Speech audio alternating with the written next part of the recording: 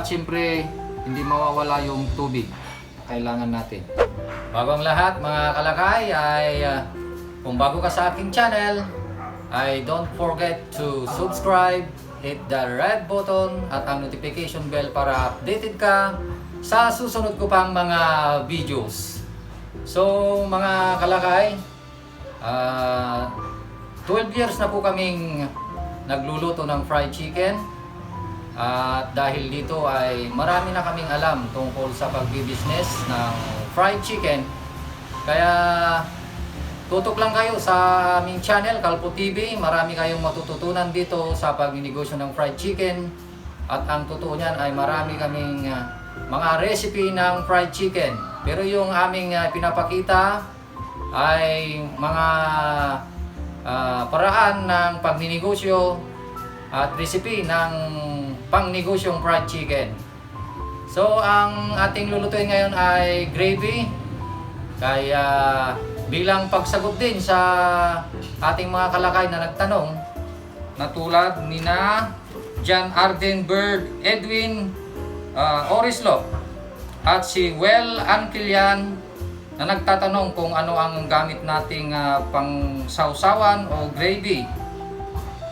At ano ba ang sausawan na ating pwedeng gawin? O ituturo natin ngayon. May mga option tayo tungkol sa sausawan ng ating business na fried chicken.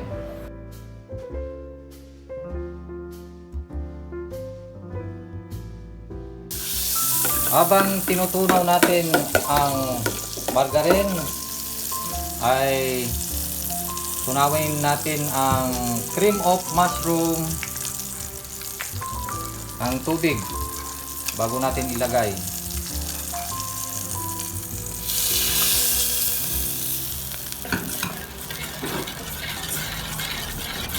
Haluin lang natin.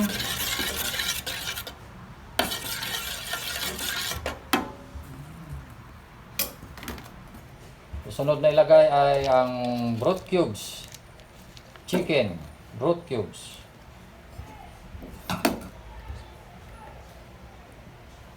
Medyo ilakas natin ng kaunti yung apoy.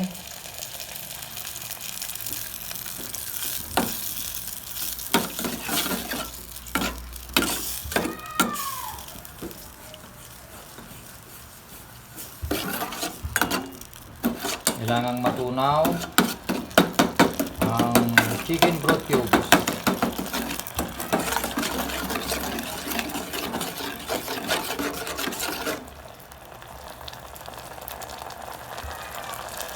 Lagyan natin ng kaunting tubig.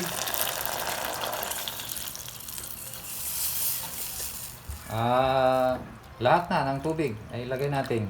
Tansyahin lang natin ang 1 litrong tubig approximately.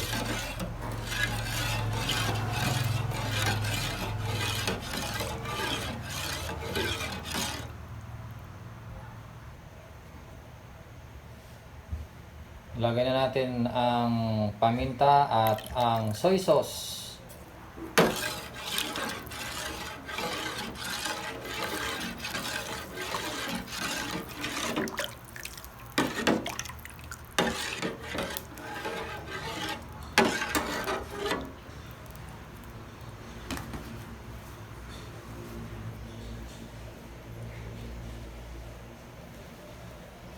Ang harina ay lagyan natin ng tubig para matunaw bago natin ilagay sa kaserola.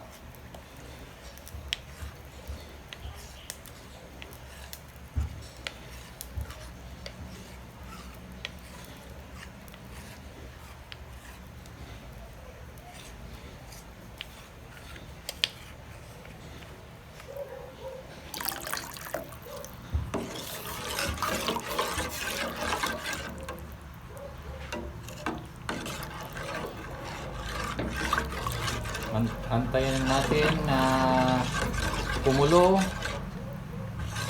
at habang pinapainit natin hanggang kumulo ay halu-haluin lang natin.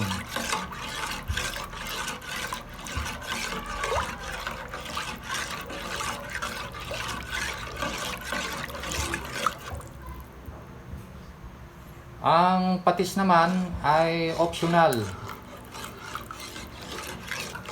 Pang karagdagang pangpalasa ang patis.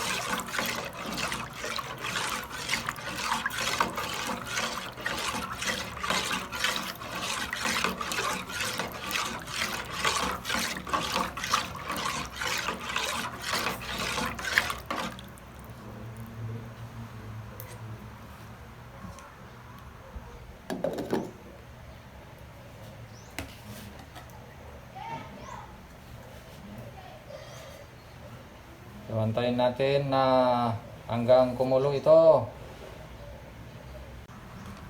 Yan mga kalakay, medyo kumukulo na. Take note lang mga kalakay, yung arena ay optional. Pang palapot, depende sa gusto natin kung gaano kalapot, kaya pwede nating dagdagan yung arena. Yan. So, pwede na. Patayin na natin at isalin natin sa kabilang lalagyan at i-filter natin para matanggal yung mga namumuo, para clear yung ating sausawan.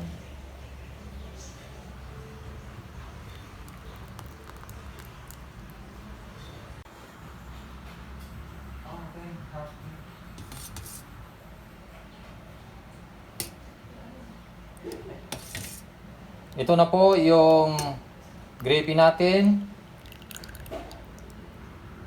Palamigin lang natin ang ating gravy bago natin ilagay sa saucer. Ito po yung saucer na ating paglagyan. So, nailagay na natin ang gravy sa isang lalagyan o saucer. Ngayon ay ituturo namin ngayon kung paano natin ipack ang gravy. Kailangan natin ng gunting at yung plastic ng ice candy na 1 1/4 by 10.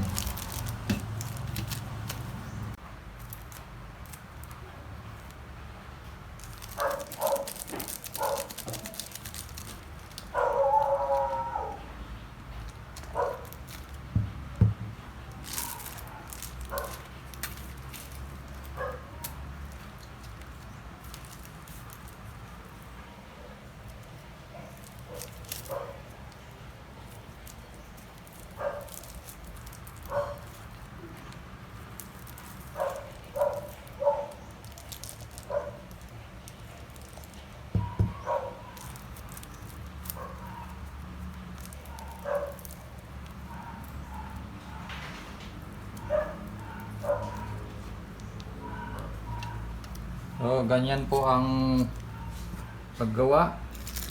Sa isang plastic ay 2 piraso ang magagawa.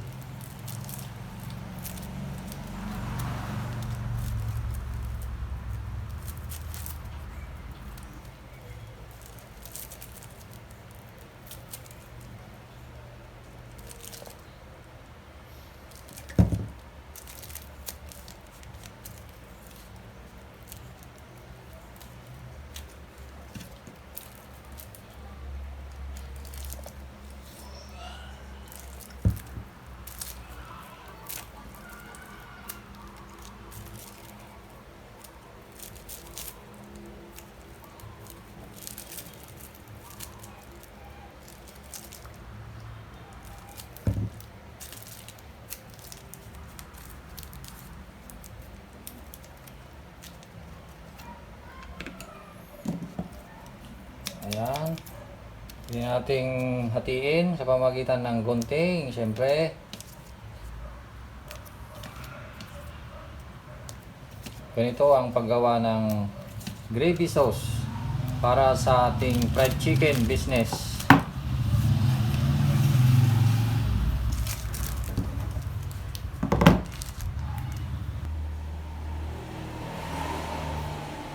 Welcome back mga kalakay sa ating channel.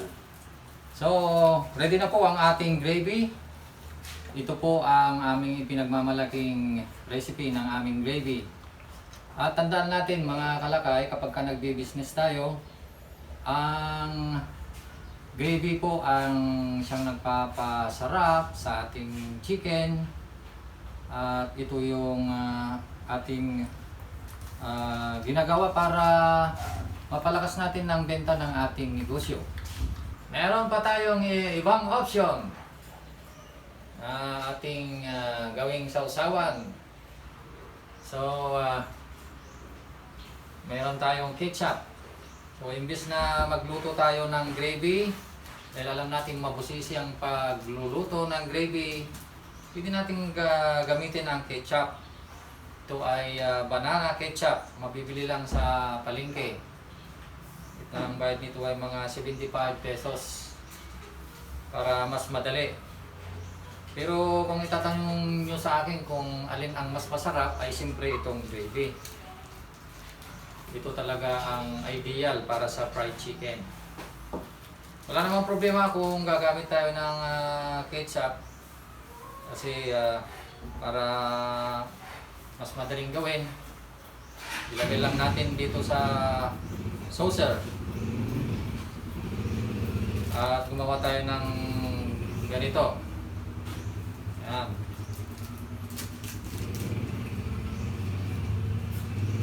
At sabihin ko sa inyo ang totoo mga kalakay, sa mga bago pa lang sa business na fried chicken, ay kailangan talaga gumamit kayo ng gravy sauce o di kaya ketchup para lumakas yung ating business, para mamagnet natin yung mga customer natin. Pero yung mga matatagal na sa business kagaya namin ay hindi na kami gumagamit ng sauce. Alam nyo ang ginagawa namin, imbis na yung cost ng gravy o ketchup ay inilalagay na lang namin doon sa laki ng chicken. Yun. Para mas malaki yung chicken, basta masarap, mas malaki kahit walang sauce. Talagang nakaka-magnet ng customer yon. Kasi karamihan yung mga nagtitinda na may sauce ay medyo maliliit yung kanilang chicken. Mas maliit talaga. Kasi yung cost ng gravy nila, siyempre mababawas doon sa chicken. So alin man ang gusto natin, ay pwede rin para sa atin. Sasubukan lang natin kung anong mas maganda. Pero kung ako ang tatanungin ninyo, ilagay na lang natin yung cost ng gravy doon sa chicken para mas malaki yung chicken natin.